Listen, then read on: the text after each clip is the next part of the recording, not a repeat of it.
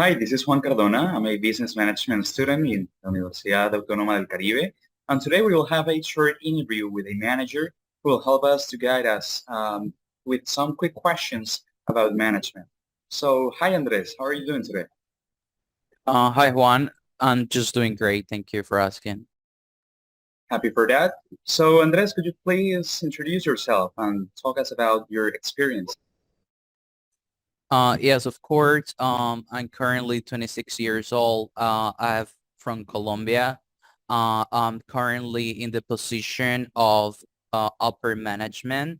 I work for a large company. It's actually a business process outsourcing company that pretty much handle clients based on the States and other parts of the world, manage pretty much customer service. So I'm in charge of a big group of people in the quality assurance part of it. Um, I have a major in mechanical engineering and also in project management. This had given me the tools to be able to reach the position I currently have. Of course, when I started working, I began as a simple customer service representative that gave me the chance to grow to be a quality assurance representative and move on to be a trainer. So that I work in training.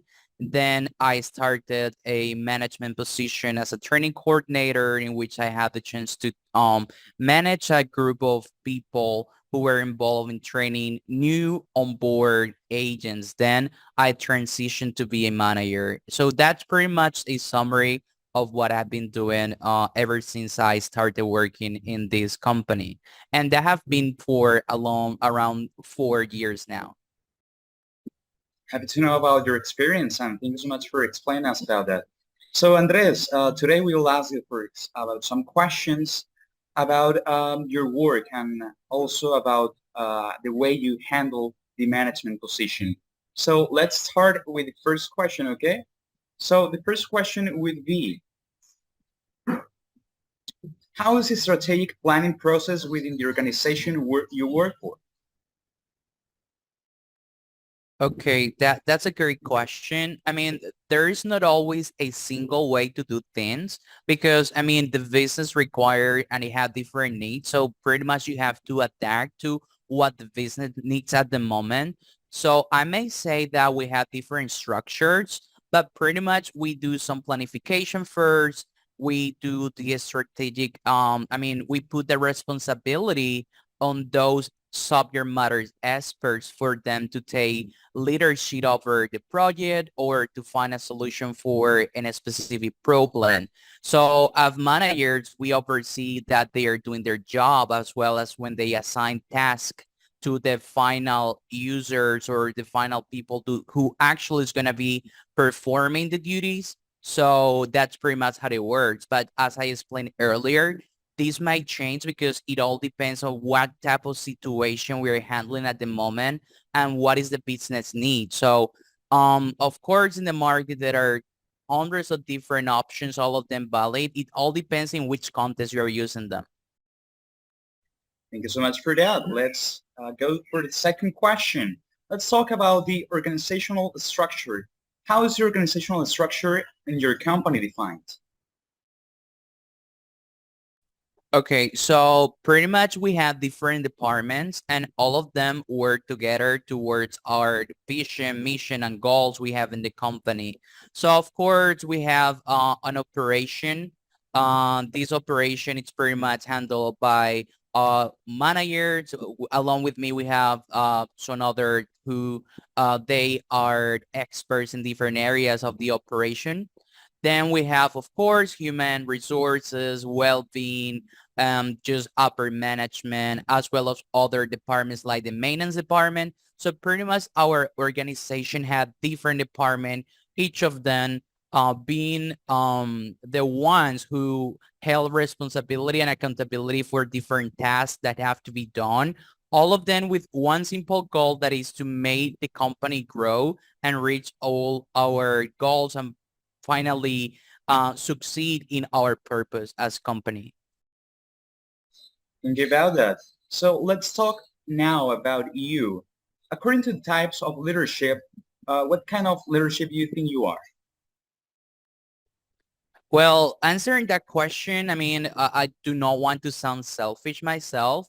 I rather let others to provide that opinion about me, but I consider myself to be a leader who is always looking forward to promoting people, looking after their needs, making sure that people feel comfortable to what they are doing. So pretty much I always had the chance to talk to my people, the people who are under my management. So I pretty much tell them, hey, this is how you're doing so far. These are your areas of opportunities, but this is what you're doing right. So let's work on that. Let's work on what you're doing right. Let's try to enhance your performance doing this, but let's try to avoid these other areas. So I'm the type of one who like to make people to feel connected and also try to engage them with the business. But always, of course, whenever you have to call someone's attention to, hey, this is what you have to fix. This is what you have to start changing because it's not helping you. So I consider myself to be that type, and that have given me the power to connect with them. They have the confidence that I'll be there for them and help them through the whole process. Thank you about it. And actually, you also answered the second question about this topic, which was what characteristics define you. But let's ask now, how do you motivate your employees? And also, let's talk not just your direct employees, but also all the people you have in charge. So keeping people engaged and connected is always important because when someone is not connected, then they are going to just give up. They are not going to pay attention to their role and their task. Or if they do it, they won't do it efficiently. And you may be wasting a talent of someone. So it's very important, first of all, to make acknowledgement of what they are doing. I mean, whenever they have like something they enhance, something they fix, always we do a shout out and make sure that they have visibility. So doing that, letting people have full visibility of what they are doing. And not only that, just making sure that everyone is aware of what they have done correctly. Know exactly in numbers. I mean, knowing that within a specific number, this is how much percent you have improved ever since you started doing this or that. That's how I keep people motivated. So of course, it's about knowing the people and letting them know what they are doing and how that was accomplished pretty much. Thank you about that. You mentioned before that sometimes you need to call somebody's attention or someone's attention because of their metrics. So what type of indicators or KPIs are you using in your company, and how do you measure and control the compliance of those metrics? Okay, for our business, we have different type of key performance indicators, and we maintain a quality assurance department. That's the one that I am involved the most. So in this department, what we do is we have a quality assurance team. These people are always making such as things like evaluations. So pretty much they take a sample of the job the employees are doing, so with that sample, they are able to say, hey, these people complied or not with the company policies and guidelines. So we have a quality department that makes sure that that's one of our most important indicators as well. We have the customer experience, a part that comes in the form of a survey.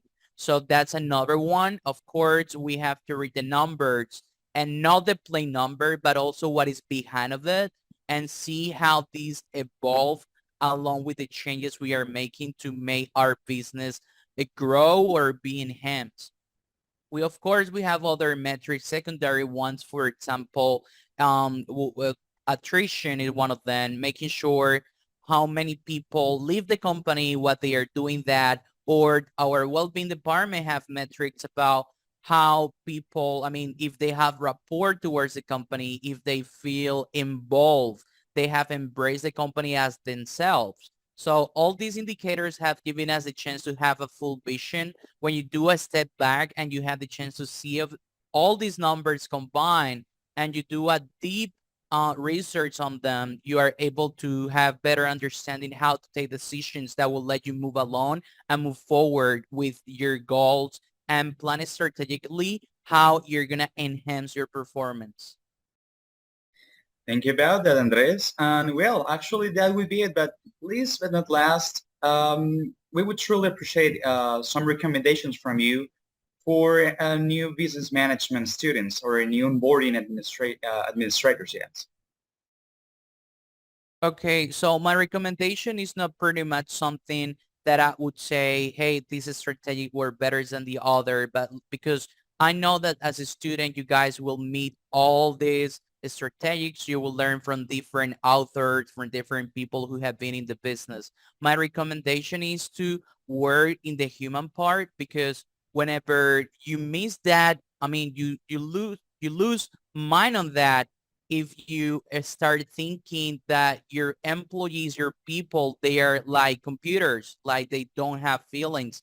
Let me tell you, the human connection, it's the most important thing you have to work on. So I would advise them to always look after that, always make sure that the people have reports towards you, not because of the money, but because of the type of treatment they receive. So I would suggest for them to always work on um, the human feelings and the human part of being a professional in this business. Thank you, Andres. And now that would be it in this during this interview. Thank you so much for your time, and see you guys next time.